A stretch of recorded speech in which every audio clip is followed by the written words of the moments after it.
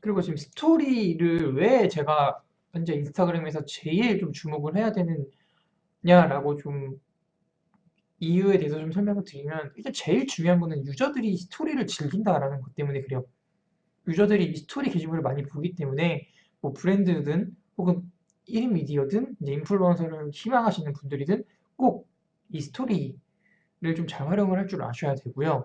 두 번째로는 현재 인스타그램 그리고 페이스북이 이 스냅챗과 스토리 게시물에 대한 이 자존심 싸움이 굉장히 치열해요. 지금 현재. 이게 데일리 액티브 유저라고 해가지고요. 하루 동안 인스타그램, 그다음 스냅챗, 워치앱, 페이스북의 스토리 게시물을 이용한 유저들이 얼마나 되느냐, 하루 동안의 숫자인데, 원래 이 스토리 게시물은 스냅챗에서 먼저 시작을 했어요. 그 스냅챗의 스토리 덕분에 이렇게 쭉 성장을 해 오다가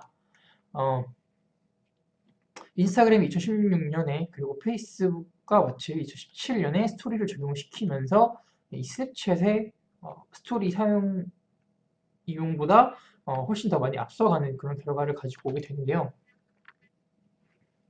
일단 페이스북, 인스타그램, 왓츠앱 같은 경우에는 회사가 똑같죠. 페이스북입니다. 페이스북의 저커버그가 인스타그램이랑 왓츠앱 두 가지를 모두 인수를 했고, 그리고 그 인수한 그 플랫폼에 스토리라는 새로운 형태의 게시물을 등록을 해서 더 많은 유저들을 이끌어내고 있는 중이고요. 여기서 좀 한 가지 재밌는 얘기를 해드리자면, 저커버그가 스냅챗을 원래 인수를 하라고 했어요. 스냅챗을 인수를 하려고 했는데 얼마를 얘기를 했냐면 30억 달러를 제안을 했습니다. 저커버그가 스냅챗 대표한테 30억 줄 테니까 스냅챗 팔아라 라고 했는데 스냅챗이 안 팔았어요.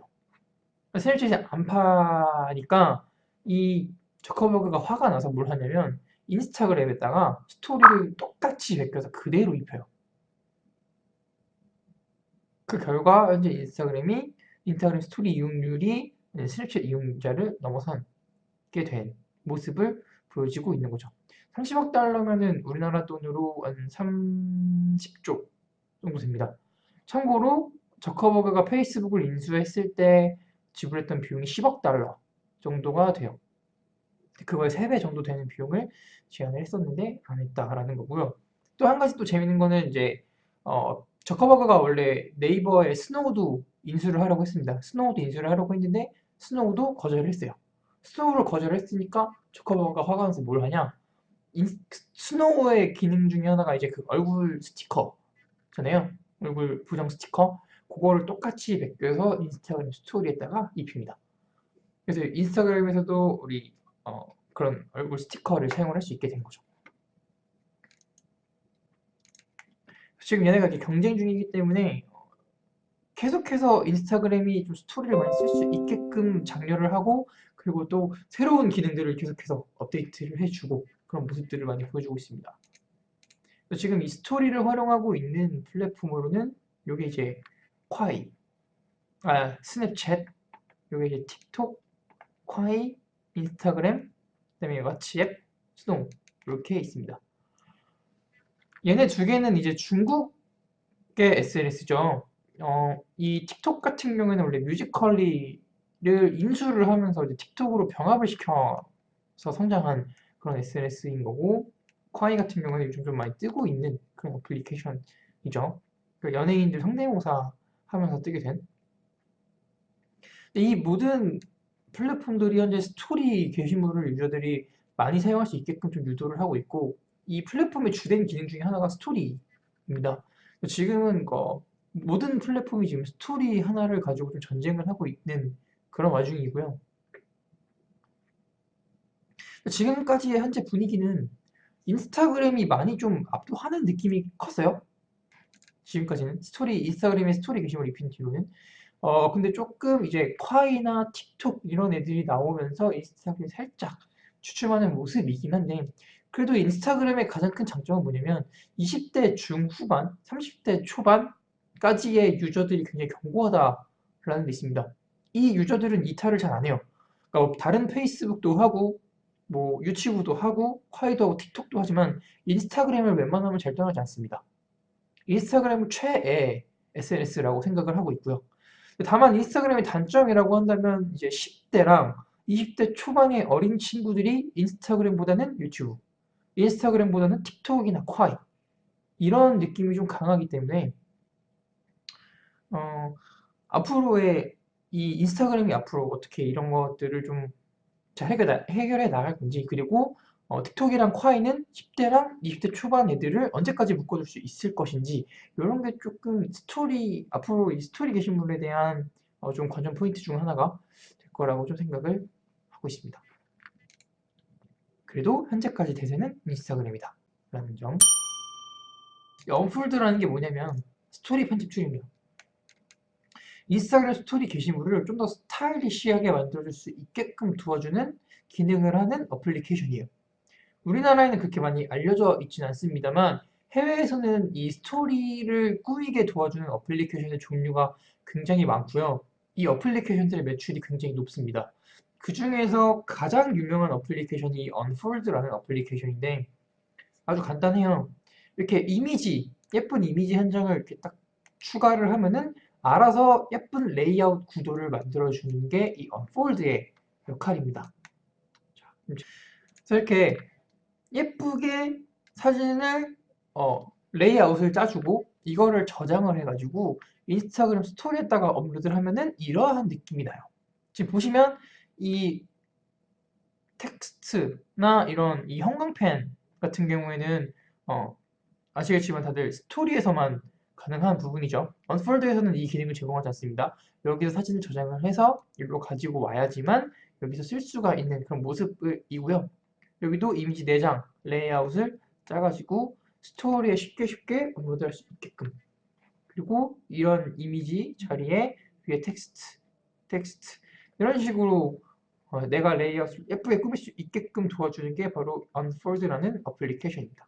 스토리 게시물 한번 올려봤어요. 지금은 하이라이트 제가 저장을 해놨는데 네, 이런 느낌인 거거든요. 이렇게 원래는 딱 사진 딱 여기다 넣으면은 이렇게 딱 이 레이아웃만 짜주는데 이걸 이제 저장을 해서 인스타 스토리에다가 올릴 때 여기 태그 이런 식으로 꾸며서 내가 할 수도 있는 겁니다. 또 레이아웃이 굉장히 다양해요. 이렇게 이미지 이런 식으로 그리고 이렇게 이건 이제 인스타그램에서 GIF 그 음짤을 제가 가지고 와서 저희가 추가를 한 거죠. 그래서 이렇게 예쁘게 꾸밀 수 있도록 도와주는 기능이 Unfold라는 어플리케이션입니다. 좀 저는 사실 이제 디자인은 굉장히 못해요. 미적 감각이 좀 많이 떨어져서 이렇게 꾸미고 뭐 하는 걸 좀 잘 못하는데도 불구하고 굉장히 스타일리시한 느낌의 스토리 게시물을 올릴 수가 있습니다. 뭐 이미지만 되는 건 아니고요. 동영상 콘텐츠도 할 수 있습니다. 그러니까 여기에 이미지 대신 영상, 여기에 이미지 대신 영상이 올라갈 수 있게끔 꾸며줄 수도 있습니다. 하이라이트는 그거예요. 내가 스토리에 게시물을 올렸잖아요. 그럼 스토리 게시물은 기본적으로 24시간 후면 사라져요. 근데 그런 게 있겠죠. 계속 좀 남아 있었으면 좋겠다 싶은 그런 게시물들이 분명 있단 말이죠. 이런 게시물들은 내 하이라이트에다가 저장을 시켜 놓을 수가 있어요. 아까 보셨던 요게 이제 하이라이트 부분인데요. 하이라이트가 하는 역할은 카테고리의 역할을 해주는 게 하이라이트입니다. 스토리는 정해진 형식이라는 게 없어요. 그냥 막 올려요. 음식 사진 올렸다가 커피 사진 올렸다가 예쁜 사진 올렸다가 내 사진도 올렸다가 노래방 가서 사진 찍고 올리고 술 먹고 사진 찍고 올리고 근데 다양하게 주제 분간 없이 막 올리는데 이러면 정리가 안 되죠. 이거를 정리해주는 역할이 하이라이트라고 보시면 되겠습니다. 그래서 하이라이트는 보통 카테고리로 많이 사용을 해요. 브랜드에서는 뭐 개인 유저들은 뭐 어떻게 활용하든 상관이 없겠지만 브랜드에서는 이 하이라이트를 보통 카테고리로 많이 사용을 합니다. 다니엘 웰링턴이라는 브랜드가 있어요. 제가 생각했을 때 전 세계에서 가장 인스타그램을 잘하는 인스타그램 마케팅을 가장 잘하는 브랜드가 다니엘 웰링턴이지 않을까라는 생각이 드는데 이 다니엘 웰링턴에서도 하이라이트 기능을 굉장히 잘 활용을 해주고 있습니다. 다니엘 웰링턴 여기 있죠? 얘네가 지금 하이라이트를 쓰고 있는 걸 보시면 뭐 푸드, 드링크스, 뭐 expedition, 뭐 이벤트, 트래블, 월페이퍼, 뉴스, 뭐 알트, 뭐 커츠 등등 다양하게 있는데 보시면 이 하이라이트를 눌러보면은 네, 푸드나 드링크와 관련된 스토리 게시물만을 모아둔 그런 하이라이트다 라는 것을 확인을 하실 수가 있습니다. 이런 하이라이트 크리에이티브는 참 멋지네요. 이렇게 이 부분만 움직이는 네. 이게 단어가 있었는데 기억이 잘 안 나요. 네. 아까 말씀드린 대로 주로 이 하이라이트는 이 카테고리 역할을 많이 해주는데 터틀힙이라는 브랜드를 보면 하이라이트를 굉장히 잘 쓰고 있는 모습을 보여주고 있습니다. 그래서 뭐 발렌타인데이 케이크 이렇게 생겼다. 그리고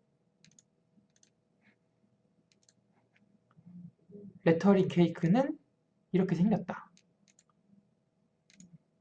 캐리커처 케이크는 이렇게 생겼다. 라는 거를 좀 잘 나타내고 있습니다. 이 하이라이트가 해주는 길이 뭐냐면 일단 인스타그램에 들어가면 유저분들이 인스타그램을 둘러보다가 이 피드에 딱 들어왔어요. 들어와서 그때 보고 싶은 게 있겠죠. 예를 들어서 터트립의 고객님이라면 나는 레터링 케이크가 너무 보고 싶어. 다른 유저들은 레터링 케이크를 어떻게 만들었나 이런 이미지만 보고 싶은데 터트릭 입장에서는 그렇게 못 해주죠. 최대한 다양한 상품을 내 피드에다가 올려줘야 된단 말이에요. 브랜드 입장에서는 많이 팔아야 되니까.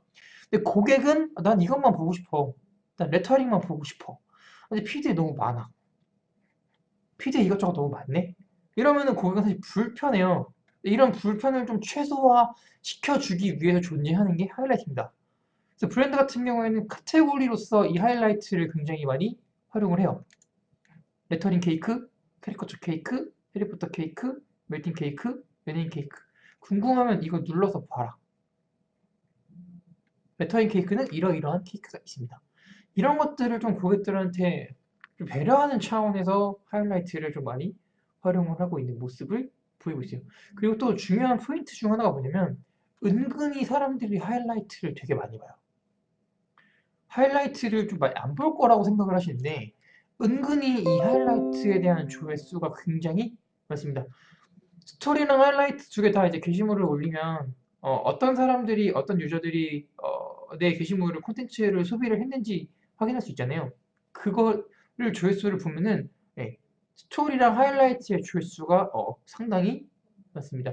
스토리랑 하이라이트 두 개 다 모두 좀 잘 활용을 할 줄 알아야 인스타그램을 조금 더 잘하는데 한 걸음 다가갈 수 있다라고 좀 말씀을 드리고 싶어요.